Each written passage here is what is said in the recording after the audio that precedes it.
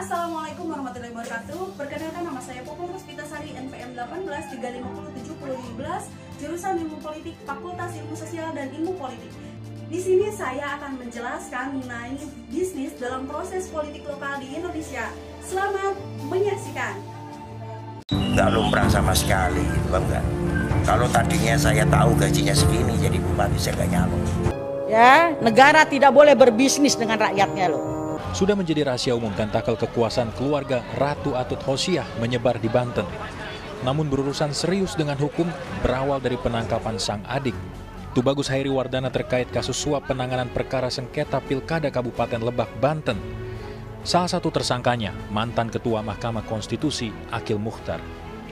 KPK mencium gelagat Ratu Atut terlibat dalam kasus sebagai pemberi suap untuk memenangkan sengketa Pilkada. Berbicara mengenai politik lokal di Indonesia, sangat berubah-ubah dari masa pemerintahan Orde Lama, Orde Baru, hingga saat ini reformasi. Salah satu faktornya karena kebutuhan, keadaan, serta perkembangan zaman. Politik lokal di Indonesia telah menemukan titik terang, yang mana dengan adanya otonomi daerah yang berdiri sejak diberlakukannya desentralisasi politik pada tahun 1903 oleh pemerintahan Belanda.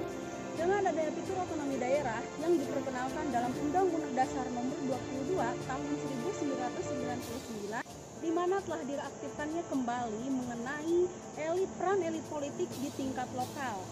Dengan itu, dengan beberapa ketentuan, diantaranya pemberian kewenangan politik dan administratif yang akan memberikan dampak yang sangat besar terhadap pemerintahan lokal.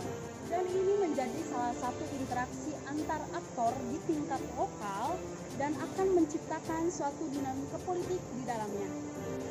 Jadi masa setiap kepemimpinan yang berbeda-beda pasti akan menimbulkan suatu konflik, di mana konflik yang sudah tidak asing lagi sampai saat ini yang kita rasakan mengenai ekonomi politik.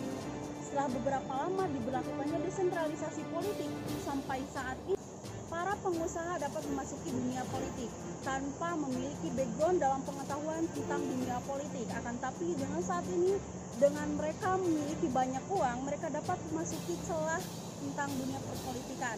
Dan banyak sekali penyelewengan yang terjadi ataupun penyelewengan tentang penyelewengan kekuasaan tersendiri.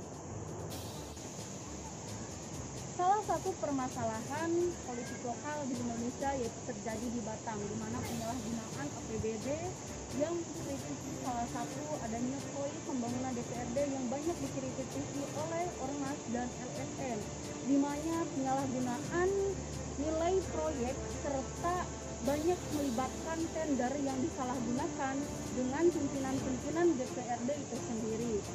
Dan hal tersebut banyak penggunaan APBD untuk pembangunan gedung tersebut pada saat itu. Sehingga pada saat itu tidak adanya kontrol dan otoritas yang lebih tinggi sampai penyusunan penggunaan APBD daerah tersebut berjalan tanpa panduan dan membuat masyarakat rentan terhadap kepentingan politik tertentu.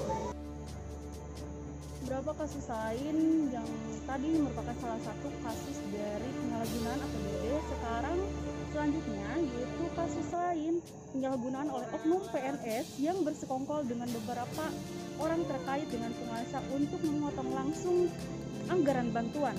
Dan potongan inilah dijadikan bisnis dengan dibayarkan kepada kolega mereka yang mengetahui sebagai bentuk pembayaran atas kesetiaan mereka untuk tutup mulut. Karena itu kita sebagai petugas Indonesia Penerus Bangsa menjadi salah satu faktor untuk mengingatkan para oknum politik, para elit politik untuk lebih menjalankan amanahnya, menjalankan tugasnya untuk memegang kekuasaan itu dengan baik. Karena apa? Dengan sikap kejujuran, keadilan, serta kejelasan dan tanggung jawab yang bisa ditanamkan dari sejak dini akan menghasilkan buah yang sangat baik.